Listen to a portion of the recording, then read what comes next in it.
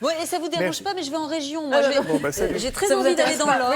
J'ai très envie d'aller en Normandie, rejoindre Loïc Ballet. Mais qu'est-ce qu'il nous fait, Loïc Ballet? Ce matin, j'ai l'impression que vous vous faites du souci pour les abeilles. Exactement. Bon, il y a un dress code quand même, vous avez remarqué. Tenue correcte exigée pour ce duplex. Alors, juste, effectivement, je me fais du souci pour les abeilles. Julia, vous avez complètement raison. Bonjour Thomas. Vous dire en fait que ici, en fait, on sort d'une année très compliquée pour les abeilles. Tout simplement, la semaine dernière, je vous en ai parlé, vous allez me dire que je yoyote. Mais il y a eu un fort gel en avril, plus un mauvais temps cet été. Résultat, très peu de fleurs et un taux de mortalité chez les abeilles très important. Et ça, c'est très important parce que les abeilles sont dans notre chaîne alimentaire. 80% des plantes qui nous entourent aujourd'hui, 65% de notre alimentation dépend de la floraison des abeilles. C'est pour ça aujourd'hui que les apiculteurs crient et tirent la sonnette d'alarme pour dire attention, on rentre dans une période compliquée, effectivement. Mais Loïc, que je comprenne bien, vous êtes où exactement et vous faites quoi?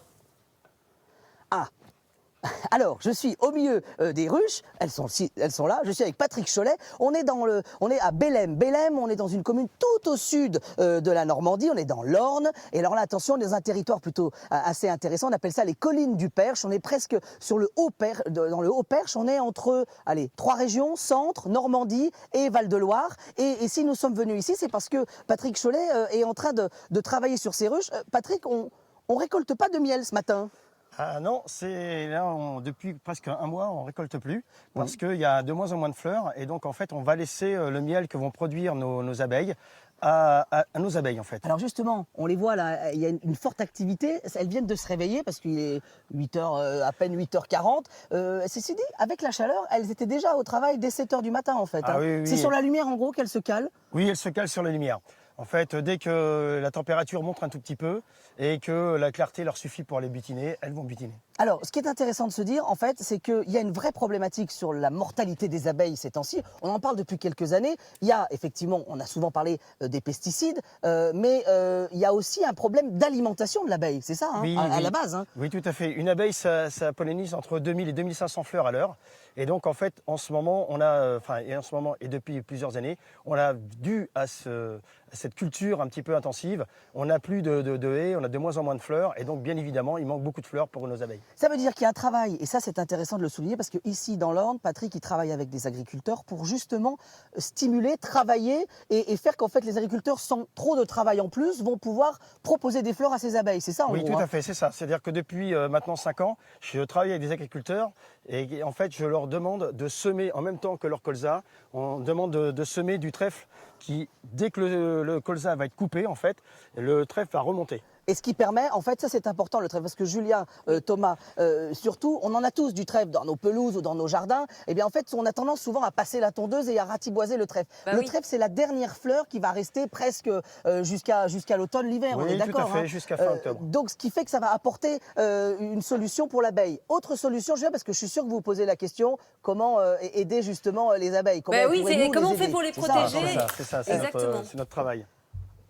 Ah. Alors, ici, on a donc ramené quelques petites plantes qui peuvent être dans vos jardins. Donc ici, on a un sédum. Donc le sédum, c'est une fleur qui est assez intéressante.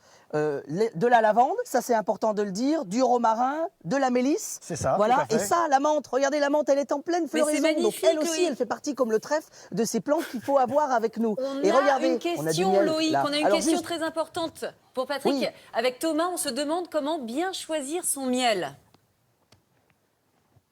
Ah, alors comment on choisit son miel? Alors pour bien choisir son miel, ici en France, en fait, il faut absolument que les miels soient cristallisés. Voilà, parce que votre miel, à l'état naturel, il est cristallisé. Tous les miels qui sont liquides dans les commerces, ça veut dire qu'ils ont été, en gros, traficotés. On est d'accord? Ouais, soit chauffés, soit édulcorés, sauf pour l'acacia, puisque l'acacia... Voilà, qui est un miel très rare et qui n'y en a pas toutes les années. Il n'y en a pas toutes les années. Ce qui veut dire que quand vous avez un miel qui est comme celui-ci, par exemple, ça veut dire c'est un miel qui n'a pas été touché par l'apiculteur, de la ruche jusqu'au pot.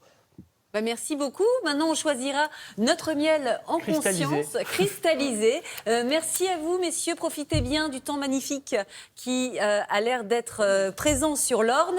Et bonjour à tous les Normands qui nous regardent. Voilà. Eh ben, on va y rester un petit peu en Normandie, le temps de découvrir la... Merci beaucoup à vous, messieurs.